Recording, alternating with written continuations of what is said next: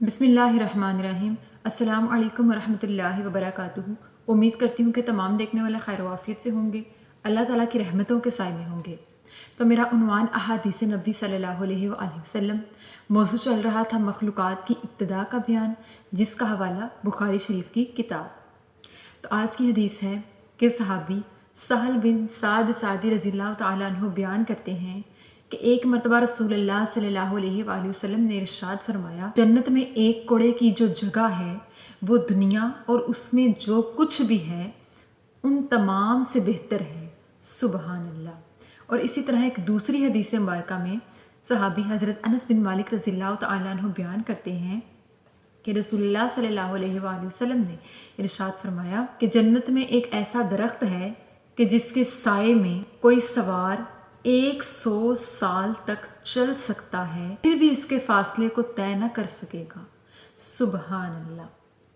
तो इसमें पहली हदीस मुबारका की वजाहत ये है कि सहाबी सहल बिन साद सादी फरमाते हैं कि रसूलुल्लाह सल्लल्लाहु अलैहि वसल्लम ने फरमाया कि जन्नत में एक कोड़े की जगह यानी थोड़ी बहुत जो जगह होती है, यानी ज़मीन के कुछ हिस्से का बताते हुए फरमाया कि इतनी सी जगह जो जन्नत में है वो दुनिया और दुनिया के अंदर जो तमाम चीज़ें हैं, जो तमाम नेमतें हैं, जो तमाम अल्लाह ताला की मखलूक़ात और तख्लीक़ें हैं, उन तमाम से ज़्यादा बेहतर है।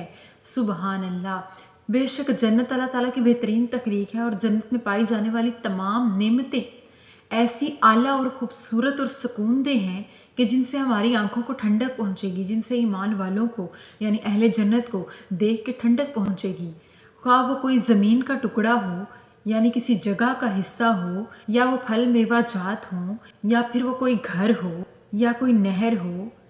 तो दुनिया की मिसाल देते हुए फरमाया कि दुनिया और दुनिया के दरमियान में जो कुछ भी अल्लाह पाक ने बनाया है उन तमाम चीज़ों से ज़्यादा बेहतर जन्नत की ज़मीन का एक टुकड़ा है, जन्नत के मकान का एक हिस्सा है। यानी कि एक कोड़े की ज़मीन यानी ज़मीन का थोड़ा सा हिस्सा रकबा बताते हुए बयान फरमाया, इतना सा ज़मीन का हिस्सा पूरी तमाम दुनिया और उसके अंदर तमाम जितनी भी नेमतें हैं, मखलूक़ात हैं, तख्लीक़ें हैं, तमाम से ज़्यादा बेहतरीन, आला व अफसल और ख़ूबसूरत तरीन होगा कि जिसमें इंसान सुकून पाएंगी। सुबहान अल्लाह। इसी तरह दूसरे सहाबी से मनकूल है कि रसूलुल्लाह सल्लल्लाहु अलैहि वसल्लम ने फरमाया कि जन्नत में एक ऐसा दरख्त है कि जिसके साए में कोई सवार 100 साल तक चल सकेगा मगर फिर भी उसके फासले को तय न कर सकेगा। सुबहान अल्लाह। यानी इतना वसी वो दरख्त होगा, इतना वसी, इतना बड़ा कि इंसान की सोचें और नज़रें वहाँ गुम हो जाएंगी, इंसान की अक्ल वहाँ दंग रह जाएगी और उसकी छाँव यानी उसका साया, उसका फासला इतना ज़्यादा होगा, इतना ज़्यादा होगा कि अगर इंसान उसके साए में जितना फासला होगा, जितनी जगह को उसके साए ने घेर रखा होगा उसमें चले तो वो 100 साल तक सफ़र तय करेगा। यानी 100 साल बीत जाएंगे और इससे भी ज़्यादा बीत जाएंगे मगर वो साया, उस जगह का फासला ख़त्म ना हो सकेगा। सुबहान अल्लाह।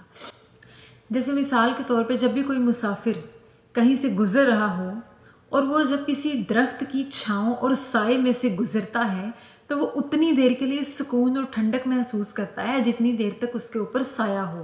ख़ास तौर पे गर्मी के मौसम में, गर्मी की शिद्दत के बायस जब कोई मुसाफिर अपनी सवारी पर दरख्त के नीचे से गुज़रता है, इसी दरख्तों के इलाके के नीचे से उसका गुज़र होता है, तो जितनी देर तक दरख्त उसके ऊपर साया किए हुए होते हैं, जितनी देर तक वो दरख्तों के साए में होता है, वो सुकून और ठंडक महसूस करता है।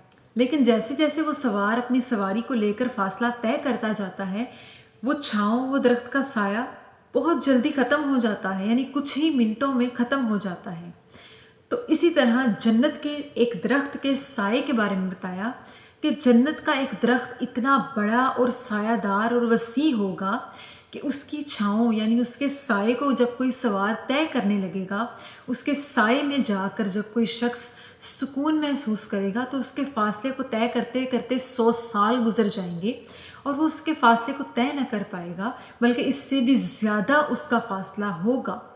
सुबहान अल्लाह। अगर जन्नत में किसी शख्स को दरख्त की छाँव यानी साए का सुकून चाहिए होगा تو جب وہ کسی درخت کے نیچے جائے گا اس شخص کے سکون کی گھڑی اتنی لمبی ہو جائے گی کہ 100 سال گزر جائیں گے، بلکہ اس سے زیادہ کا وقت گزر جائے گا، لیکن اس کا فاصلہ طے نہیں ہوگا، یعنی اس کی سکینت ختم نہیں ہوگی، اللہ تعالیٰ اس کے اوپر سے اس سائے کا سکون جلد ختم نہ کرے گا۔ سبحان اللہ۔